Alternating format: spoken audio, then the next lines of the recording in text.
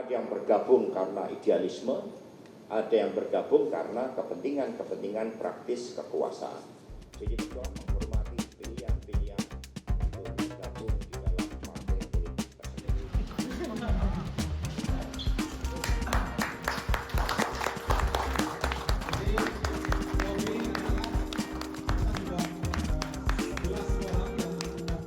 Kemudian terkait dengan pilihan politik, ya setiap warga negara oleh konstitusi memiliki hak untuk berserikat dan berkumpul, termasuk mau bergabung ke partai politik mana.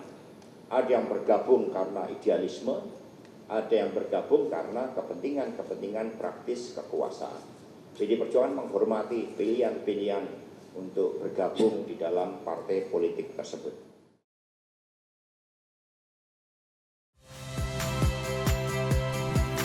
Saya Yasir Neneama. Saksikan program-program Kompas TV melalui siaran digital, pay TV, dan media streaming lainnya. Kompas TV, independen, terpercaya.